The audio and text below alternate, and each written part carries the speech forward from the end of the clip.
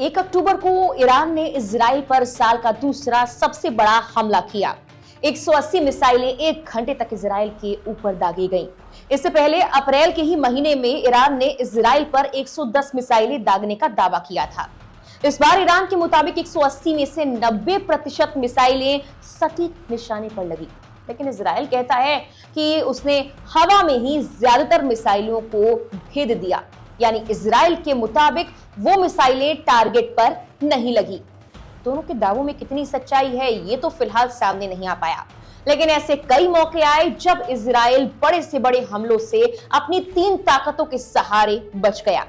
आखिर कौन सी हैं वो 3 ताकतें, कैसे काम करती हैं, इजराइल ने इन्हें तैयार कैसे किया और क्या ये कभी फेल हो सकती हैं, बताते हैं सब कुछ आपको इस वीडियो में। आखिर तक बने रहिए हमारे साथ। नमस्कार, मेरा नाम है मेघना सचदेवा, आप देख रहे हैं लोकमत हिंदी। आयरन डोम, एरो सिस्टम, डेविड स्लिंग, ये 3 इजराइल के ऐसे डिफेंस सिस्टम हैं जो मिसाइलों को टारगेट पर जाने से पहले ही ट्रैक कर आसमान में ही खत्म कर सकते हैं। आयरन डोम के बारे में सबसे पहले बात करते हैं। आयरन डोम छोटे रेंज के रॉकेट को रोक पाता है जो लगभग 10 किलोमीटर की रेंज के होते हैं।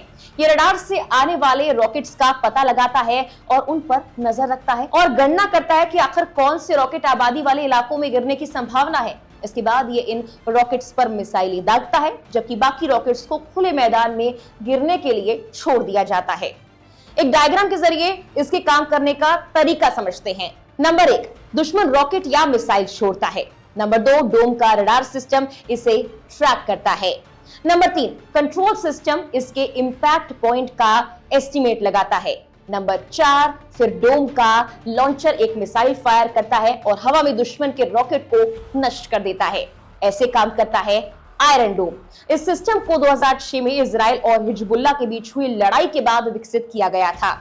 उस दौरान इजराइल में लगभग 4000 रॉकेट दागे गए थे और दर्जनों नागरिक मारे गए थे। इजरायली कंपनियां राफेल एडवांस डिफेंस सिस्टम और इजराइल एरोस्पेस ने मिलकर इसे बनाया है और डिजाइन किया है। आयरन डोम को कुछ अमेरिकी सहयोग के साथ 2011 में तैनात किया गया था और 2011 में ही इसका पहली बार इस्तेमाल भी हुआ था। आयरन डोम के बारे में कुछ हद तक लोग जानते हैं। शायद आपने भी हाल फिलहाल में जब गाजा और इजराइल के बीच के युद्ध की बात हुई थी, मिसाइलें दागी जा रही थी, इसके बारे में सुना हो। लेकिन 2 और डिफेंस सिस्टम हैं जिसका हमने शुरुआत में जिक्र भी किया है, वो इजराइल के लिए बहुत महत्वपूर्ण है। इनमें से पहले बात करते हैं एरो सिस्टम की। अगर ऐसी मिसाइलें हों जो लगभग 100 किलोमीटर की रेंज की हों और धरती के वायुमंडल के बाहर उड़ती हों, तो उनको एरो सिस्टम रोक सकता है। इसमें फिलहाल एरो 2 और एरो 3 का इस्तेमाल होता है। एरो 2 छोटी दूरी और मध्यम दूरी की बैलिस्टिक मिसाइलों को नष्ट करने के लिए इस्तेमाल किया जाता है, इसी के लिए डिजाइन किया गया है। इसकी खासियत यह है कि 500 किलोमीटर दूर से मिसाइल का पता लगाया जाता है, उन्हें प्रक्षेपण स्थल से 100 किलोमीटर की दूरी पर ही रोक लेता है।